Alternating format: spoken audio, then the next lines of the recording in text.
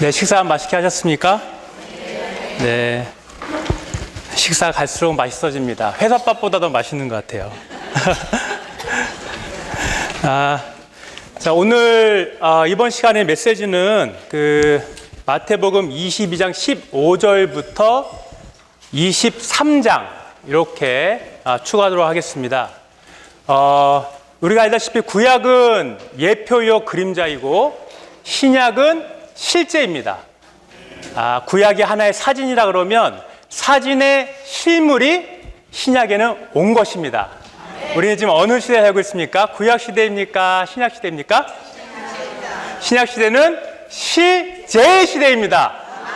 우리는 율법을 따르거나 많은 것을 하는 것이 아니라 인격이신 그리스도를 누리고 말하고 사랑하는 시대에 살고 있습니다. 앞서 이제 형제님이 교통하셨는데 오늘 세 가지 있는데요. 출애굽기 12장에서 우리를 위하여 어린 양이 대속하시기 위해서 4일 동안 점검을 받았습니다. 그 예표가 21장, 22장에 이루어지고 있는 겁니다. 그래서 네 가지 질문을 이 유대인들이 합니다. 그래서 어린 양을 점검하는 방면은 이 숫자를 기억하시면 돼요. 4 플러스 1. 4는 피조물 숫자죠. 사람들의 질문이고 1은 하나님의 질문입니다. 그래서 아까 여기 어린 양이신 예수 주님이 계시면 주님이 어린 양으로 점검 받으셨습니다.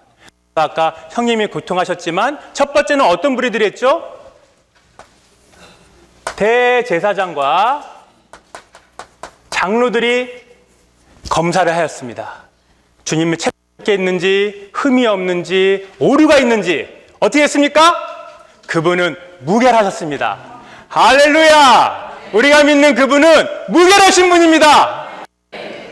오늘 이제 오늘 이제 세 가지 질문이 남았는데요. 이 분은 누구냐면은 바리새인 질문하고요. 또 하나는 헤롯 당원. 그리고 율법 학자와 율법사. 그리고 마지막으로 사두개인.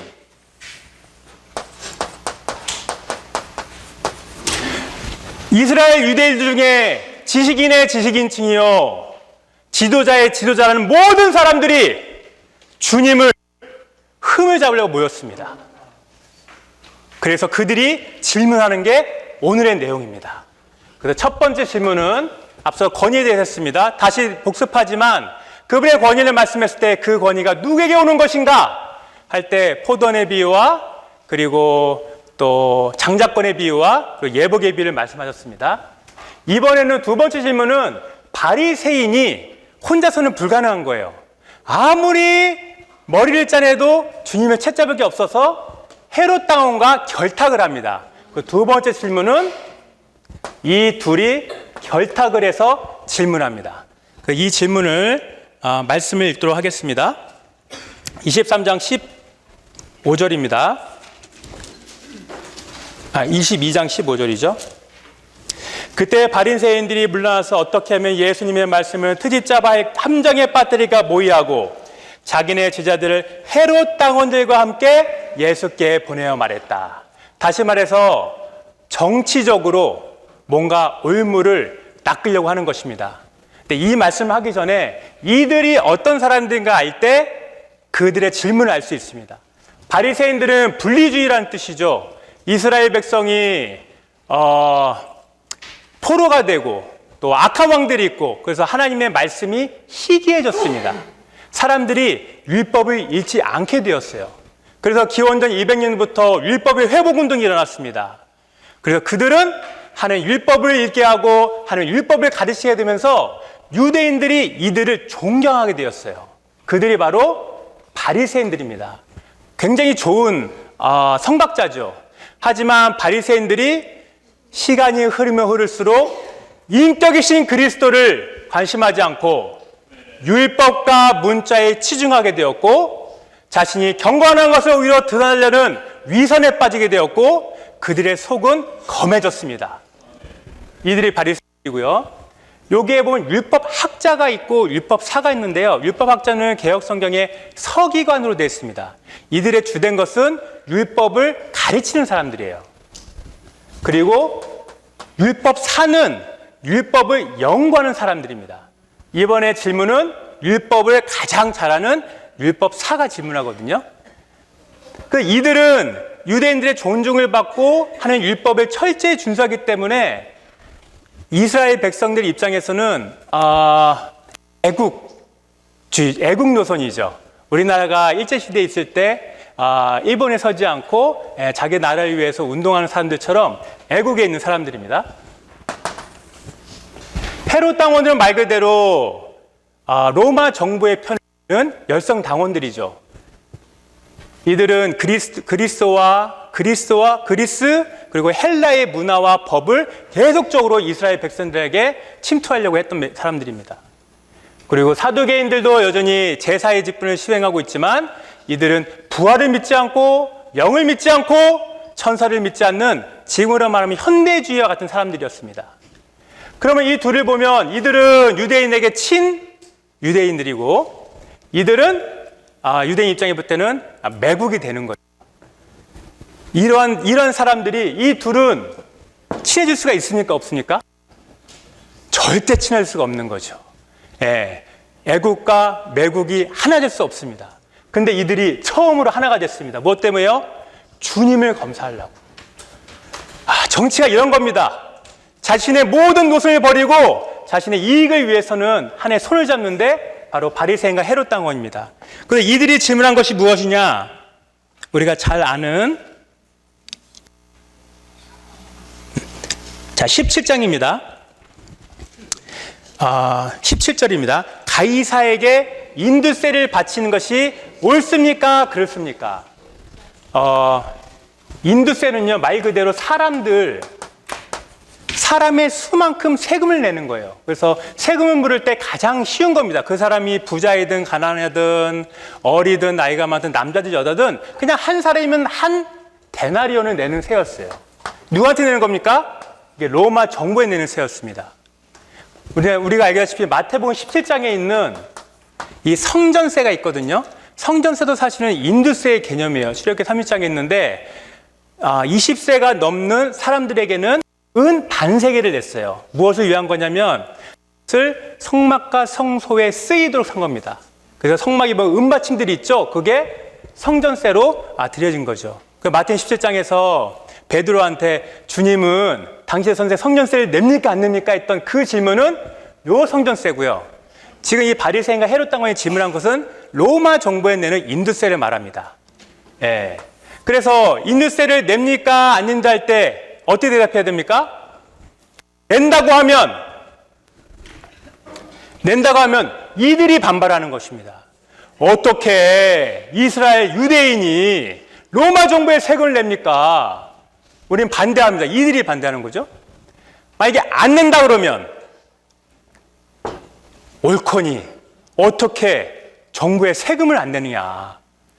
그래서 이것을 책잡으려고 둘이 타협한 겁니다. 지혜를 사용했죠. 근데 주님이 어떻게 했습니까? 그 질문을 하기 전에 동전 있는 거 내놔봐. 그랬더니 바리새인 주머니에서 이 성전세, 인두세 동전이 나온 거예요. 그럼 뭘 말합니까? 너는 안 낸다고 하면서 내고 있잖아. 걸린 겁니다, 벌써. 그러면 주님 말합니다. 이거 형성이 무엇이니, 누구의 것이냐? 가이사의 것입니다. 그렇다면 가이사의 것은 가이사에게, 하나님의 것은 하나님에게. 이 얼마나 지혜로운 입니까? 그래서 많은 사람들이 우리는 신성한 통치에 있기 때문에 인간 정부를 따르지 말아야 합니다. 극단적인 것이 있습니다.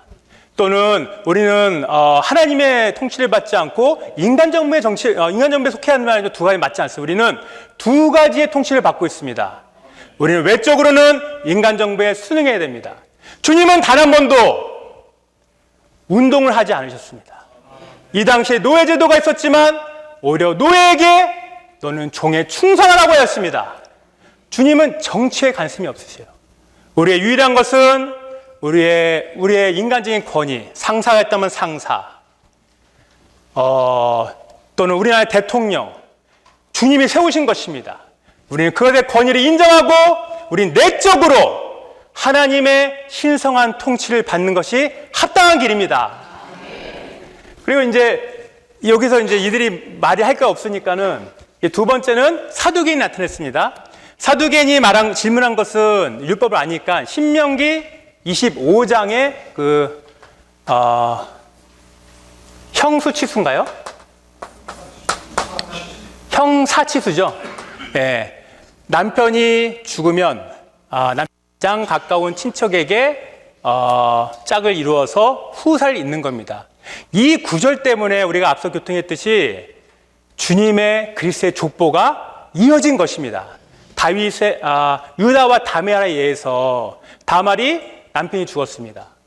엘이 죽었죠. 그 오느니에 갔습니다. 오느니 피해서 오느니 죽자 그리고 셀라가 죽습니다. 근데 셀라가 맺어주지 않자 그리고 유다와 결혼해서 베라스와 셀라가 그리스도의 족보에 나온 것이죠. 또 보아스와 룻에도 마찬가지도 룻의 남편이 죽자 나오미가 떠나라고 했습니다. 그리고 내가 다시 결혼해서 아들을 만들어 다시 결혼하기는 시간이 걸리니 떠나라. 하지만 룻은 당신의 하나님이 나의 하나님이고 당신의 백성이 나의 백성입니다.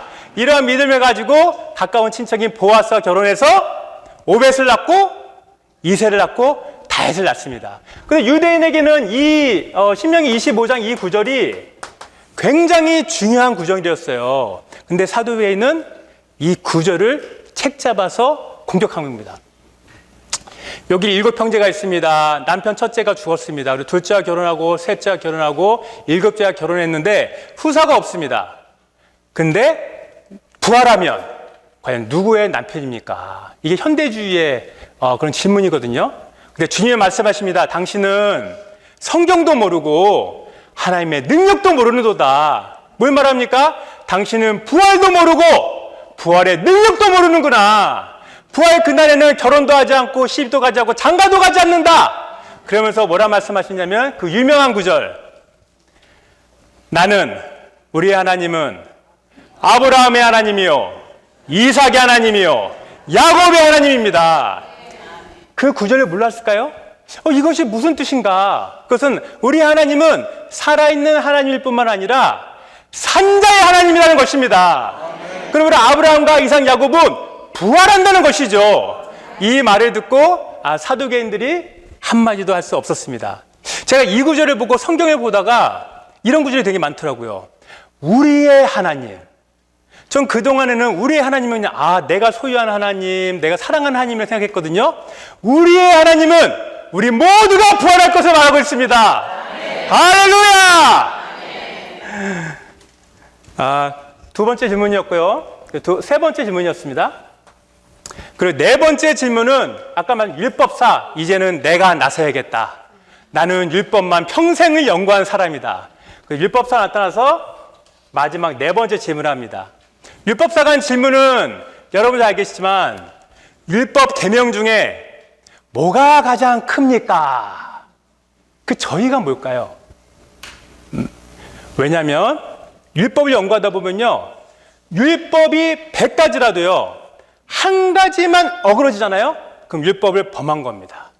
그러면 율법사 입장에서는 어느 율법이 높다, 어느 율법이 낮다를 비교할 수 없는 거예요. 본인이 깨달은 거죠. 그래서 그 질문을 한 겁니다. 어느 율법이 가장 큰 겁니까? 주님은 뭐라 하셨습니까? 주님은 어느 율법이 크다는 걸 말씀하지 않고 율법의 본질을 말씀하셨습니다. 너는 너희의 온 마음과 온 혼과 온 생각을 다해서 주 여호와를 사랑하라. 그리고 내 이웃을 내 몸과 같이 사랑하라. 이것이 큰 계명이고 둘째 계명도 첫째 계명과 버금나지 못하니라. 이 말을 듣고 율법사 갑자기 머리가 멍해진 거죠. 율법의 본질은 사랑이었구나. 우리가 지키고 따르고 어긋나지 말고 두려워하는 것이 아니라 율법은 사랑이 없으면 소리나는 꽹과리와 같은 것입니다. 그래서 그 율법에는 10가지가 있잖아요. 모세 율법에는 5가지가 무엇입니까? 나 외에 다른 신을 섬기지 말라. 우상을 세우지 말라. 여호와의 이름을 망령에 부르지 말라. 안식일을 거룩히 지키라. 부모를 공경하라. 이 5가지 핵심은 하나님을 사랑하는 것입니다. 부모를 공경하는 것은 부모의 근본인 하나님을 사랑하는 데서 나온 것입니다. 하나님을 사랑하는데 부모를 공경하지 않을 수 없습니다. 부모를 공경하는 자는 하나님을 사랑하게 됐습니다. 나머지 5개의 물법은 뭡니까? 살인하지 말고, 간음하지 말고, 도둑질하지 말고, 거짓 증언하지 말고, 탐내지 말고, 다 무엇입니까? 우리의 이웃을 사랑하는 것입니다. 그러므로 율법사는 본인 율법에 가장 잘한다 했지만 본질을 모른 채 연구했던 것입니다. 그래서 이렇게 4가지의 사람의 질문을 하시고 모두가 다 잠잠하셨을 때 주님은 오히려 질문하십니다. 우주 가운데 최고의 질문, 질문 중에 질문. 몇 절이죠? 그래서 말하면 42절입니다. 이 구절은 빨간색으로 칠하셔가지고요. 뭐라고 말합니까? 너희는 그리스도에 대해서 어떻게 생각합니까? 너희들은 종교에 대해서 논하고 정치에 대해서 논하고 율법에서 논하고 신앙에 대해서 논했지만 도대체 너희들에게는 그리스도가 누구냐? 우리는 그리스도를 어떻게 알고 있습니까? 우리는 믿음 생활하지만 우리가 알고 있는 주님은 어떤 분입니까? 이것이 신약의 실제인 것입니다. 그러면서 묻습니다. 그리스도는 누구의 자손이냐? 이 질문을 하자마자 바리새인은 즉각 올매에 걸렸습니다. 왜냐하면 본인이 성경을 알고 있거든요. 그리스도는 다윗의 자손입니다. 틀렸습니까? 맞았습니까? 네, 100점 만점에 50점. 자, 우리는 어떻게 하죠? 우리는 100점이죠? 그러면서 주님께 시편 110편을 예를 드셨어요. 제가 읽겠습니다. 그렇다면 어찌하여 다윗이 영안에서 그리스도를 주님이라 부르면서 다음과 같이 말합니까? 다윗이 예수 그리스도를 주님이라 불렀거든요. 그 다음 구절입니다. 주님께서 나의 주님께 내가 나의 원수들을 너의 발밑에 둘 때까지 나의 오른편에 앉아 있어라 라고 말씀하셨습니다. 나의 오른편에 앉아 계신 분은 어느 누구도 예외 없이 예수 그리스도라고 말하고 있습니다. 다윗이 이분을 주님이라 한 거죠.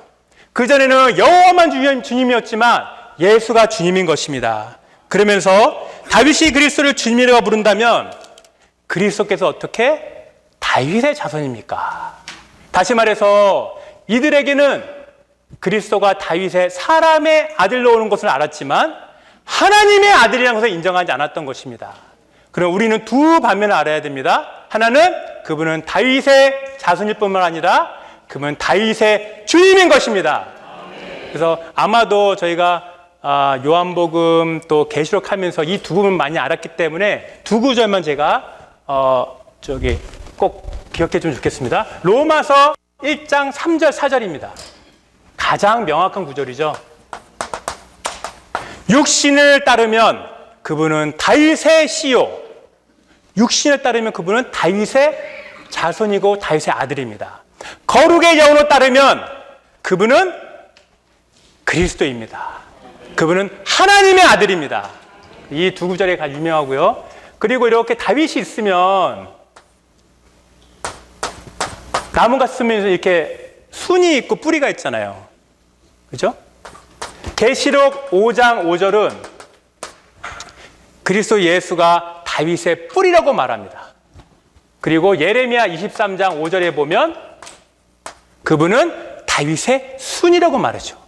그분은 순이시기도 하시고 뿌리도 하십니다. 그분은 사람으로 오셨고 그분은 또한 하나님의 아들이셨습니다. 어떤 많은 구절들이 있습니다. 그 말씀을 하니 그들이 말합니다. 한마디도 대답할 수 없었으므로 이 말을 보니까 그분이 6월절의 어린 양으로 무결하시고 점이 없으시고 흠이 없으시고 유일하게 우리를 위해서 대속하실 유일한 분임을 그들이 인정하게 되었습니다. 이것이 마태복음 22장의 내용입니다. 아멘. 그리고 23장은 주님이 이제 이 유대인과 바리새인들에게 하시는 말씀인데요. 그렇더라고요. 마태복음에서 가장 쉬운 장이다. 왜냐하면 이게 가르침들이 많거든요. 그래서 한번 읽으면서 하도록 하겠습니다. 그래서 이들이 왜 꾸짖음을 받고 주님으로부터 화와 저주를 받는 일을 보겠습니다. 2절입니다. 율법학자들과 바리새인들이 모세의 자리에 앉아 있습니다. 이것은 이중적인 의미가 있습니다. 하나는 모세의 율법을 가르치는 역할을 하기도 하지만 그들이 모세의 자리를 대체했다고 하는 걸 볼 수 있습니다. 처음에는 모세의 율법을 말하지만 이들은 시간이 지나면 지날수록 모세의 율법 외에 본인들의 율법을 추가합니다. 가령 예를 들어서 음식을 먹기 전에 손을 씻지 않습니까? 이런 것들은 이들이 만든 겁니다. 그리고 고르반이라 그래가지고 하나님께 드린다 하면은 모든 것이 무효가 됩니다. 이런 것도 이들이 만든 거예요. 그래서 성경에 있는 모세의 율법 외에 그들이 모세의 율법을 연구하면서 수많은 율법을 만들었습니다. 그래서 이들이 어떻게 되냐면 4절입니다. 그들은 무겁고 지기 어려운 짐을 묶어서 남의 어깨에 지우지만 자기들은 그 짐을 옮겨 손가락 하나 까딱하지 않습니다. 그들은 율법을 많이 만들고 다른 이들에게 율법을 지키라고 말하지만 본인은 지키지 않습니다. 그래서 그들의 말은 지킬 필요가 있지만 그들의 행실은 따르지 말아야 되겠죠. 5절입니다. 모든 이들은 여기 동그라미 칠게 있는데요. 또 율법에 따른 건데 성구갑을 넓게 하고, 이게 넓게를 동그랗게 치세요. 성구갑을 착용하는 것은 율법에 따른 겁니다. 양피지에다가 하나님의 말씀을 적어가지고 이마나 왼쪽 팔에 묶어서 항상 말씀을 이렇게 기억하는 거죠. 우리도 핸드폰이나 집에 액자를 두지 않습니까? 근데 문제는 이들이 다른 사람에게 보이려고 넓게 했다는 거예요. 또 봅니다. 옷을 동그라미 치세요. 길게 늘어뜨렸습니다. 율법에 따르면 옷에 옷을 둡니다. 옷은 우리의 행실을 말하고 술은 청색끈으로서 하늘에 속한 다스림을 맡는 거죠. 하늘에 속한 다스림을 맡기 위해서는 율법을 항상 상기해야 됩니다. 근데 이들은 어떻게 했죠? 길게 늘어뜨렸습니다. 나는 주님을 잘 지키는 사람이야. 나는 말씀을 잘 지키니까 남한테 보이려고 하는 행위가 이 바리새인의 특징인 거죠. 또 있습니다. 잔치에서는 첫 자리를, 회당에서는 높은 자리를, 자리에 앉으면 되는데 항상 첫 자리에 앉으려고 그러고 높은 자리를 하는 거죠. 이런 것들이 우리에게도 있을 수 있습니다. 우리에게도 보이려고 하는 게 있습니다. 금식하실 때요, 혼자 하셔야 됩니다. 나는 금식하는 티를 은밀히 자신 안에 드러내려고 하는 거거든요. 어떤 지체를 얻었습니다. 물론 몸의 건축을 위해서 건면하기 위해서 고통할 수 있지만 그거를 자신을 위해서 드러내는 것은 바로 이 바리새인의 영과 똑같은 것입니다. 중요한 걸 말씀드리겠습니다. 7장부터 믿는데 이들의 특징은 랍비라 부르기를 좋아했습니다. 누가 랍비라고 부를 수 있죠. 선생이죠. 근데 그 소리를 듣는 걸 좋아한 거예요. 랍비는 오직 한 분이시니 오직 주님뿐이십니다. 또 여기 보면 아버지라 부르지 마십시오. 아버지는 하늘에 속한 한 분이십니다. 그리고 인도자라도 부르지 마십시오. 인도자 오직 한 분입니다. 이 부분에 좀 부담이 많은데요. 여기 계신 분들은 아마 대부분 봉사하시고 섬기시고 목회하시고 그러실 것입니다. 여기 랍비에 말하면서 주님이 뭐라고 말씀했습니까? 여러분 모두는 형제입니다. 우리에게 가장 거룩한 이름이 있다면, 영광스러운 이름이 있다면 형제라고 불리는 것입니다. 형제라고 할 때 우리는 그분과 함께 부활했고 그분과 함께 승천했고 그분과 동일한 생명을 가지고 우리는 주님의 영광을 표현하는 자들입니다. 제가 몇 가지 구절 찾았는데요. 거룩하게, 히브리서 2장 10절입니다. 거룩하게 하시는 분과 거룩해 되고 있는 사람들이 모두 한 분에게 왔으므로 예수님께서 그들을 형제들이라 부르기를 부끄러워하지 않으시느라. 이건 형제라 부르기 오히려 자랑한 것입니다. 우리는 어떤 직분과 어떤 위치를 좋아하지 않고 그것은 다 의미가 없습니다. 우리의 참된 것은 동일한 생명을 가진 주님이 우리의 맏아들신과 같이 하나님의 동일한 아들로서 형제라 부르기를 좋아할 필요가 있습니다. 그리고 요한복음 20장인데요. 예수님께서 마리아에게 말씀하셨다. 나를 만지지 마십시오. 내가 아직 아버지께 올라가지 않았기 때문입니다. 그대는 내 제자들이라 하지 않고 사도들이라 하지 않고 내 형제들에게 가서 내가 나의 아버지 하나님께로 올라간다고 말씀하십시오. 형제란 단어가 얼마나 영광스러운 말입니까? 저는 이걸 볼 때 제 안에도 여전히 바리새인의 그러한 것이 많다고 느껴집니다. 제가 회사에서 부장을 달았을 때요. 어떤 한 친구가 부장을 달았습니다. 그러면 그 다음 날부터 이제 직급이 바뀌었잖아요. 근데 제가 몰라가지고 한 등급 낮은 우리한테 계급의 제도가 있잖아요. 차장이라고 불렀어요. 근데 그 친구가 그분이 엄청 화를 내는 겁니다. 나는 이건데 왜 나를 이걸로 부르냐. 그래서 제가 미안하다고 했죠. 근데 우리 가운데는 계급의 개념이 있습니다. 하지만 하나님의 교회의 건축하는 노선 안에서는 계급의 개념이 없습니다. 오로지 성숙되어서 앞서서 종으로서 섬기는 역할이 있는 거지 계급의 개념이 없습니다.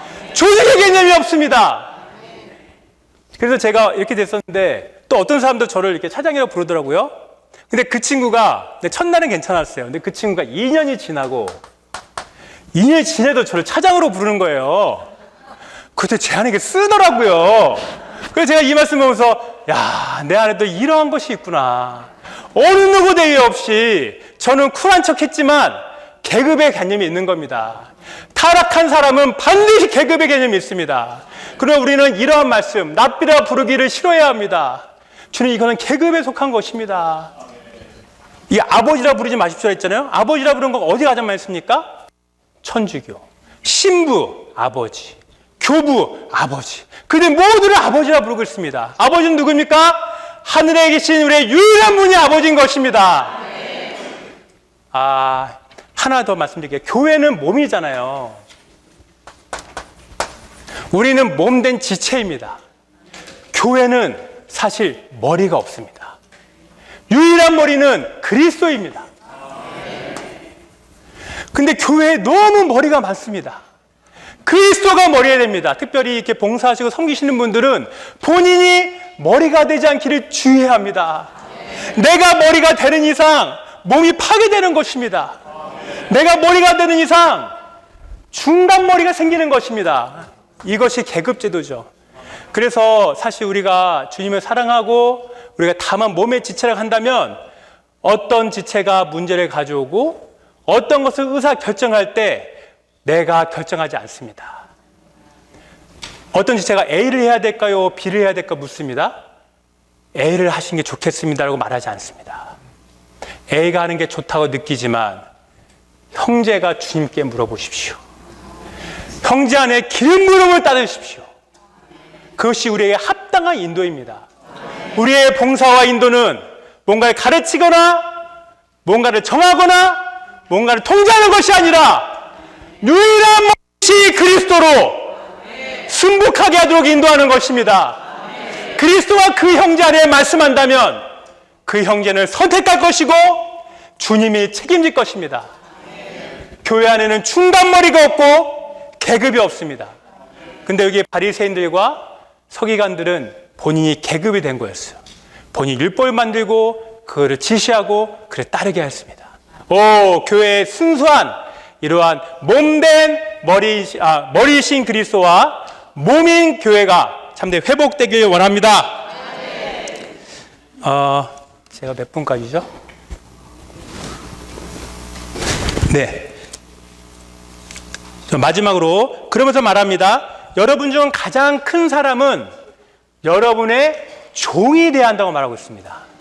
이거 보십시오. 하나님의 종이 아니라 지체들의 종이 되어야 됩니다. 누가 우리의 종입니까? 앞서서 봉사하고 우리 모두가 종이 되어야 됩니다. 종은 정말 굳은 일을 맞이하는 사람들입니다. 시키는 사람이 아니라 시킴을 받는 겁니다. 지체가 부르면 가는 겁니다. 지체의 필요를 보면 가는 겁니다. 정말 그날에는 누가 주님이 높게 할지 모르겠습니다. 강대상에서 말씀을 전하는 자가 높게 되는 것이 아닙니다. 끊임없이 보이지 않게 찬양 봉사하는 형제님들, 수많은 음식을 봉사하는 자매님들, 아침마다 저한테 새벽에 말씀을 보내는 그러한 자매님들, 하나님의 종일 뿐만 아니라 우리 가운데 종이 그날의 보상으로 받을 것입니다. 내가 어떤 지체의 종이라고 느끼십니까? 저는 많이 부족합니다. 그러나 저는 이 자리에 선포하고 있습니다. 저는 형제 자매님들의 종이 되길 원합니다. 그래서 우리 옆에 있는 자매님들, 형제님들에게 그렇게 한번 선포해 보시죠. 저는 자매님의 종이 되길 원합니다. 아멘! 아직 종이 되길 원치 않으신데요. 이 종은 영광스러운 종입니다. 여기 보십시오. 여러분 중 가장 큰 사람은 여러분의 종이 되어야 합니다.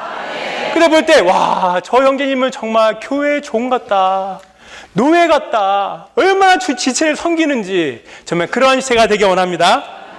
자, 그 다음 13절부터는 8중의 화입니다. 마태복음 5장에서는 9가지 복을 주셨지만 이 바리새인은 주님이 위선자요, 눈먼 자로서 그들은 화를 내셨습니다. 화를 주셨습니다. 13절입니다. 위선적인 율법학자들과 바리새인 여러분에게 화가 있습니다. 왜냐하면 그들이 천국문을 닫고 본인도 들어가지 못하면서 다른 일도 못 들어가게 한다는 것입니다. 마태복음 16장 19절에서 베드로에게 천국 열쇠들을 줬어요. 그 두 가지 열쇠를 가지고 이방인들과 유대인들이 천국문에 들어갈 수 열어줬습니다. 바리새인의 특징이 뭡니까? 천국문을 닫습니다. 왜 닫습니까? 성경도 모르고 하나님의 능력도 모르고 인격이신 그리스도를 모르기 때문에 천국문을 닫는 것입니다. 근데 본인만 못 들어가면 되는데 다른 일도 못 들어가는 거예요. 여기서 중요한 원칙이 있습니다. 봉사하시는 형제 자매님들은 저를 포함해서 내가 본 것만큼 지체들이 갑니다. 내가 문을 연 것만큼 지체들이 들어갑니다. 교회의 분량은요, 장로의 분량은 넘어가지 않습니다. 교회의 분량은요, 목사의 분량은 넘어가지 않습니다. 소그룹의 분량은요, 책임지고 있는 형제 자매인데 분량을 넘지 않습니다. 이들이 투명해야 소그룹이 투명하고, 이들이 그리스도의 머리 하신 만에 순복해야 온 교회가 순복하는 것입니다. 그러면 이것은 비단 바리새인의 문제가 아니라, 주님, 나는 정말 이상을 보고 걸어가기 원합니다. 아벨은요, 부모의 가르침을 인해서 구속의 이상을 받습니다. 그리고 에노스는요, 앞선 부모의 이상을 보고 본인이 약하다는 것 또 다른 추가의 이상을 보았습니다. 에녹은요, 앞선 이상을 받고 주님과 동행하는 이상을 보았습니다. 모든 이상과 모든 믿음은 앞선 믿는 이들에게서 점수 맞고 배우는 것입니다. 우리가 지금 있는 회복력, 우리가 읽고 있는 라이프스터디, 그러니까 역대 모든 영적인 집중력들이 다 녹아 들어가 있는 것입니다. 제가 왜 이 말씀에 배웠겠냐면, 제가 어느 구절 도서관에서 일주일 동안 고생하다가 한 수십 권의 책을 보다가 하나를 알게 됐어요. 정말 이런 뜻이 있구나. 어느 날 회복력과 라이프서스를 봤는데 두 구절에 제가 일주일 동안 고생한 게 적혀 있는 겁니다. 이게 어떠한 보물인지. 이번에 새로 나왔거든요. 얇으면서도 아주 이쁘게 나왔습니다. 이 안에 정수가 들어가 있습니다. 이 안에 정수가 들어가 있다고요. 이 책을 꼭 누리시기 바랍니다. 그래서 이들은 뭐냐면 14절입니다. 기도도 길게 합니다.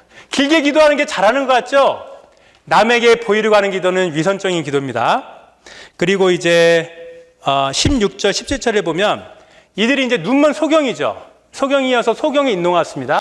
성전이 중요합니까? 성전의 금이 중요합니까? 이들이 무엇을 만들어내냐면 성전으로 맹세한 건 지키지 않아야 되고 성전에 금을 내는 것은 지켜야 합니다. 헌금을 많이 하는 거죠. 제단을 지키는 것보다 예물을 지키면 됩니다. 예물을 강조합니다. 무엇이 중요합니까? 금이 시장에 있는 것은 세속적인 거지만 성전에 있는 것은 거룩한 겁니다. 성전이 금을 거룩해 하는 것입니다. 예물이 거룩해 하는 것이 아니라 제단이 예물을 거룩해 하는 것입니다. 그래서 이들은 이렇게 말씀을 혼용하면서 하고 있습니다. 제가 시간이 좀 부족해서 7분 남아서 좀 빨리 하도록 하겠습니다. 그리고 24절에는 뭐라 그러냐면 눈먼 안내자 여러분이 하루살이는 걸러내면서 낙타는 삼킵니다. 하루살이와 낙타는 부정한 음식입니다. 부정한 동물이죠. 하루살이는 레위기 11장에 보면 날개가 있는데 땅에 기는 것들은 부정한 겁니다. 왜냐하면 세상에 사랑하고 세상에 쪄들고 세상 가까이 있기 때문에 부정한 것이죠. 부정한 겁니다. 낙타는 부정한 동물이죠. 왜냐하면 되새김질을 하지만 굽이 없습니다. 다시 말해서 율법을 읽고 성경을 읽지만 분별력이 없어서 영가원이 섞여 있고 세상이 섞여 있어서 분별력이 없는 거예요. 낙타는 부정한 동물입니다.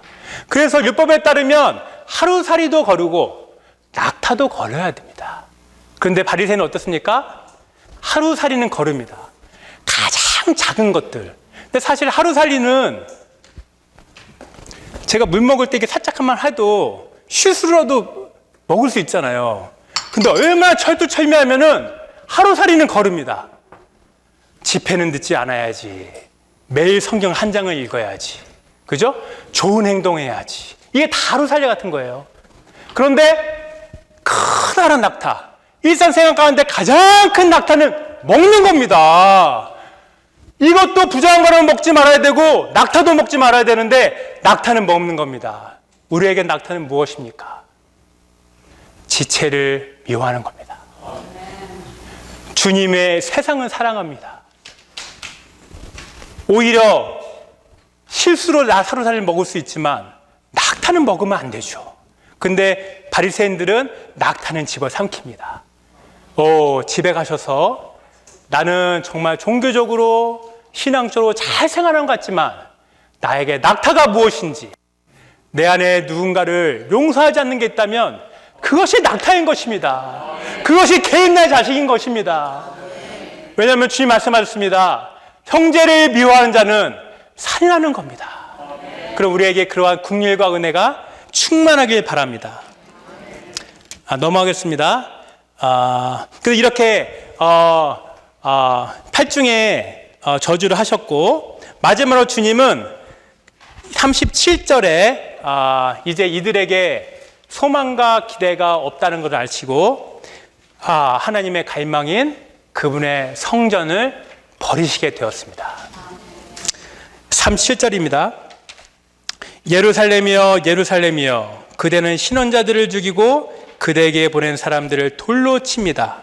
암탉이 병아리를 날개 아래 품듯이 내가 얼마나 자주 그대의 자녀들을 품으려 하였습니까? 그러나 여러분은 그리스도 예수를 원하지 않았습니다. 원하지 않았기 때문에 주님도 기회가 없으셨습니다. 그래서 38절에 말합니다. 보십시오. 여러분의 집이 황폐하게 되어 여러분에게 남겨지게 될 것입니다. 요한복음 3장에서는 아버지 집이라고 그랬고 마태복음 21장은 내 집이라 했습니다. 하나님의 성전은 기도하는 곳이고 장사하는 곳이 아니었습니다. 근데 여기가 어느 집이 됐죠? 여러분의 집이 되었습니다. 하나님의 집이 버려진 바 되었습니다. 그러므로 티투스에 의해서 돌 하나도 돌 위에 남지 않고 버려지게 되었습니다. 그 39절에 이제부터 여러분이 주님의 이름으로 오시는 분을 찬송하여라 할 때까지, 주님이 다시 오시기 전까지는 유대인들은 회복되지 못합니다.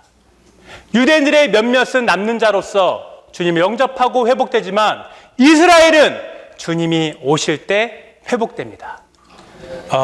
성경에 보면, 구약에 보면 하나님의 성막이 모세 때 건축되었을 때 하나님의 영광이 가득하였습니다. 우리가 교회를 건축한다 그러잖아요. 성도들이 온전케 되는 겁니다. 성도들이 주님을 더 사랑하는 거죠. 그러면 그럴수록 주님의 영광이 가득한데, 엘리의 시대에 주님의 그 언약궤가 블레셋에게 빼앗겼을 때 영광이 떠났다는 말이 있습니다. 그리고 솔로몬의 성전이 완공되었을 때 하나님의 영광이 가득해졌지만 에스겔의 아내 이상을 봤는데 이스라엘 백성들이 우상을 섬기고 미혹해 됨으로써 하나님의 영광이 성을 떠나고 성전을 떠나고 성을 떠나고 백성을 떠난 걸 볼 수 있습니다. 고린도전서 3장에서 성전이 무엇입니까? 우리입니다. 우리가 하나님의 성전입니다. 우리가 하나님의 말씀이 희귀해지고 주님의 다른 걸 사랑하고 주님과 가까워지지 않을 때 주관적인 체험에서 주님의 임재와 영광이 멀어질 것입니다. 우리는 이런 반면에 있어서 정말 깨어있기를 원합니다.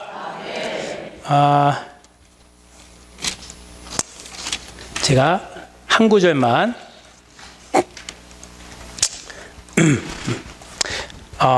베드로전서 5장 3절인데요. 여러분에게 맡겨진 사람들을 위해, 우리에게는 다 맡겨진 사람들이 있습니다. 주변에 있는 사람 다 맡긴 사람들이죠. 군림마저 타지 말고 장대의 본이 되십시오. 우리가 참되게 주님의 종과 지체들의 종이 되기 위해서는 다만 앞장서는 것입니다.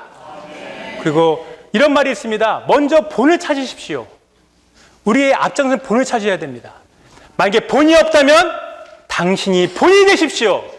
어떤 핑계도 대지 마시고 어디에 부족이 있다 하지 마시고 우리가 예수님이 우리의 본으로 취해서 양무리의 본이 되기 원합니다.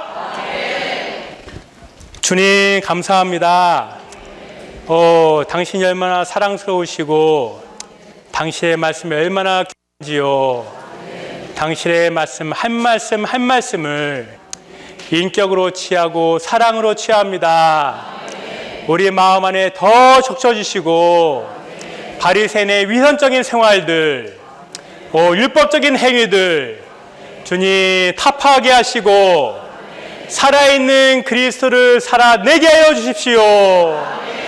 주님을 찬양합니다.